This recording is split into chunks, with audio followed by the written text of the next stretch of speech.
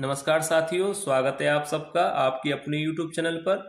तो आज की वीडियो आप लोगों के लिए काफ़ी ज़्यादा महत्वपूर्ण होने वाली है, क्योंकि आज की वीडियो में हम अनेक शब्दों के लिए एक शब्द पर आधारित महत्वपूर्ण प्रश्नों को अटेम्प्ट करेंगे। और वीडियो शुरू करने से पहले मैं आप लोगों को बता दूं कि आज की वीडियो में जो प्रश्न लिए गए हैं वो हिंदी की किसी न किसी परीक्षा में पूछे गए हैं।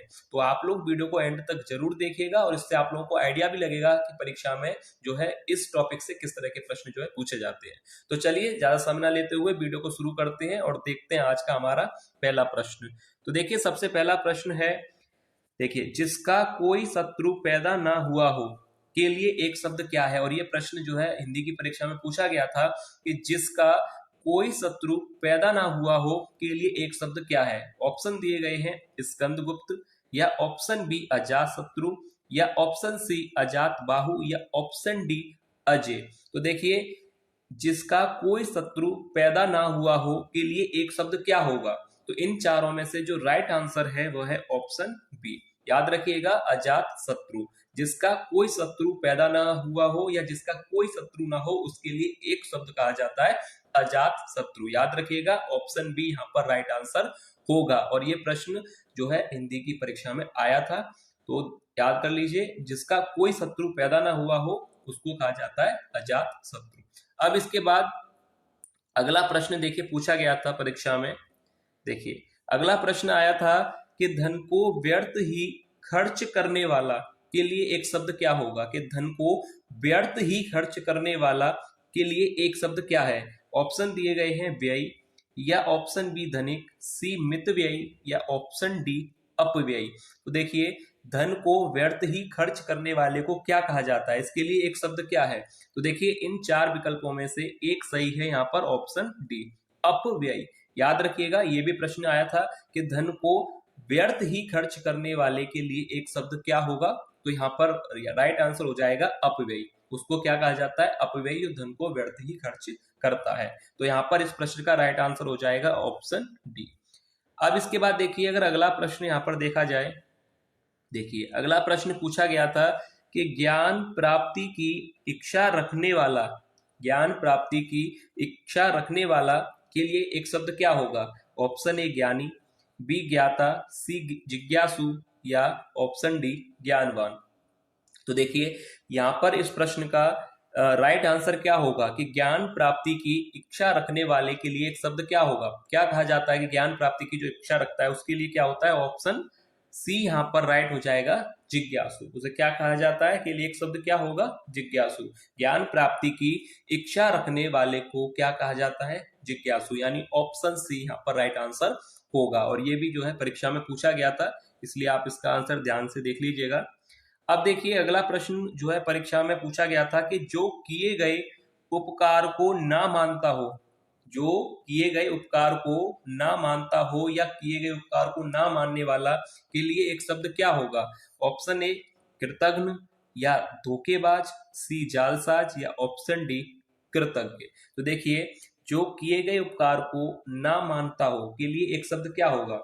कि अगर कोई भी उपकार को ना माने उसके लिए एक शब्द क्या कहा जाता है। ऑप्शन ए यहाँ पर बिल्कुल सही आंसर हो जाएगा कृतज्ञ। याद रखिएगा, जो किए गए उपकार को ना मानता हो के लिए एक शब्द क्या होगा, कृतज्ञ। कृतज्ञ कौन होता है, जो उपकार को ना माने। यानी ऑप्शन ए बिल्कुल सही आंसर हो जाएगा। अब इसके बाद देखिए, अगला प्रश्न पूछा गया था। देखिए, अगला प्रश्न पूछा गया था कि जो इंद्रियों से परे हो एक शब्द क्या है। जो इंद्रियों से परे हो, अगणित, या जितेंद्रिय, अगोचर, या अगम्य। तो इन चारों में से राइट आंसर क्या होगा कि जो इंद्रियों से परे हो के लिए एक शब्द क्या होगा। ऑप्शन सी अगोचर। याद रखिए, ऑप्शन सी यहाँ पर राइट हो जाएगा। अब इसके बाद देखिए अगला प्रश्न है। देखिए, अगला प्रश्न है कि जो किसी से कुछ ना मांगे एक शब्द है। जो किसी से कुछ ना मांगे के लिए एक शब्द क्या होगा। याचक, अजाची, या अयच, या अयाचक। तो देखिए, यहाँ पर राइट आंसर क्या होगा कि जो किसी से कुछ ना मांगे के लिए एक शब्द क्या होगा। उसको याचक कहेंगे, या अजाची कहेंगे, या ऑप्शन सी अयच कहेंगे, या ऑप्शन डी अयाचक कहेंगे। तो देखिए, यहाँ पर राइट आंसर हो जाएगा कि जो किसी से कुछ ना मांगे के लिए एक शब्द हो जाएगा अजाची। ठीक है, याद रखिए ऑप्शन बी यहाँ पर राइट आंसर हो जाएगा कि जो किसी से कुछ ना मांगे। अब इसके बाद देखिए, अगर अगला प्रश्न देखा जाए, ये भी प्रश्न आया था, जिसके पास कुछ भी ना हो, एक शब्द है, जिसके पास कुछ भी ना हो के लिए एक शब्द क्या होगा? दरिद्र या सन्यासी, भिखारी या अंकिचन। तो देखिए, जिसके पास कुछ भी ना हो के लिए एक शब्द क्या है? दरिद्र कहेंगे या सन्यासी, भिखारी या अंकिचन। तो देखिए, इस प्रश्न का जो राइट आंसर है ऑप्शन डी अंकिचन, क्योंकि अंकिचन किसको कहा जाता है? कि जिसके पास कुछ ना हो या जो जो है निर्धन हो। तो यहाँ पर ऑप्शन डी बिल्कुल सही आंसर हो जाएगा, अंकिचन, जिसके पास कुछ भी ना हो उसे कहा जाता है अंकिचन। अब इसके बाद देखिए, अगला प्रश्न यहाँ पर पूछा गया था। देखिए, अगला प्रश्न है कि सुख तथा दुख में समान रहने वाला, सुख तथा दुख में समान रहने वाला समदर्शी कहलाता है या निर्लिप्त या निर्मित या मनस्वी। तो देखिए, सुख तथा दुख में समान रहने वाला क्या कहलाता है? तो इस प्रश्न का आंसर आप लोग बताइएगा कमेंट करके कि सुख तथा दुख में समान रहने वाले के लिए एक शब्द क्या होगा, यानी उसे समदर्शी कहा जाएगा या निर्लिप्त कहा जाएगा, निर्मित कहा जाएगा या मनस्वी। तो इस प्रश्न का आंसर आप लोग बताइएगा, ये प्रश्न आप लोगों के लिए है कि समदर्शी होगा या निर्लिप्त या निर्मित या मनस्वी। तो इसका आंसर आप लोग कमेंट करके जरूर बताइएगा। अब इसके बाद देखिए, अगला प्रश्न यहाँ पर आपसे पूछा गया है, हिमालय पर निवास करने वाला के लिए एक शब्द क्या होगा? उसको हिमवतिक या हिमवतन, हेमू या हिमालय। क्या कहेंगे कि हिमालय पर निवास करने वाले को हिमवतिक कहा जाता है, यानी ऑप्शन ए यहाँ पर राइट आंसर हो जाएगा। और ये भी प्रश्न आया था, तो यहाँ पर राइट आंसर हो जाएगा हिमवतिक। अब इसके बाद देखिए, अगला प्रश्न है, वह कवि जो तत्काल कविता करे, वह कवि जो तत्काल कविता करे के लिए एक शब्द क्या होगा? सुकवि या ऑप्शन बी महाकवि, सी आशु कवि या ऑप्शन डी राजकवि। तो देखिए, वह कवि जो तत्काल कविता करे, तो उसके लिए एक शब्द क्या होगा? उसे कहा जाता है आशु कवि। जो कवि तत्काल रचना या तत्काल कविताएं करते हैं उनको आशु कवि कहा जाता है, यानी ऑप्शन सी यहाँ पर राइट आंसर हो जाएगा। अब इसके बाद देखिए, अगला प्रश्न यहाँ पर आपसे पूछा गया है कि जिस पर कोई अंकुश नहीं हो, एक शब्द क्या होगा? ये भी प्रश्न जो है काफी अच्छा प्रश्न है कि जिस पर कोई अंकुश नहीं हो के लिए एक शब्द क्या होगा? निरंकुश, किशोर, कुशाग्र या अंशुल। तो देखिए, यहाँ पर राइट आंसर क्या हो जाएगा कि जिस पर कोई अंकुश ना हो उसे कहा जाता है निरंकुश, यानी ऑप्शन ए राइट आंसर हो जाएगा निरंकुश, यानी जिस पर कोई अंकुश ना हो उसे निरंकुश कहा जाता है। अब इसके बाद देखिए, अगला प्रश्न है कि जिस पर विश्वास किया गया हो, जिस पर विश्वास किया गया हो, ऑप्शन ए है कि विश्वास पात्र, विश्वासी, विश्वसनीय या विश्वस्त।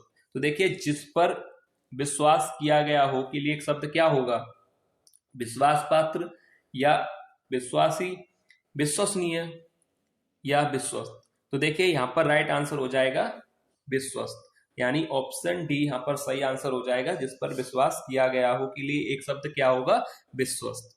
अब इसके बाद अगला प्रश्न है, देखिए ये वाला प्रश्न जो है काफी बार पूछा जाता है, काफी अच्छा प्रश्न है परीक्षा के लिए, और इसको याद रखिएगा। यहाँ पर ये प्रश्न आता है परीक्षा में कि मछली के समान आंखों वाली के लिए एक शब्द क्या है? मछली के समान आंखों वाली, चकोर, मीनाक्षी, अक्षी या मृगनयनी। तो देखिए, मछली के समान आंखों वाली बोला जाता है यहाँ पर राइट आंसर बी मीनाक्षी। याद रखिएगा, मछली के समान आंखों वाली, तो इन चारों में से राइट आंसर क्या हो जाएगा? मीनाक्षी, क्योंकि मीन का अर्थ जो है मछली होता है, तो यहाँ पर मीनाक्षी हो जाएगा कि मछली के समान आंखों वाली के लिए एक शब्द है मीनाक्षी, यानी ऑप्शन बी राइट आंसर हो जाएगा।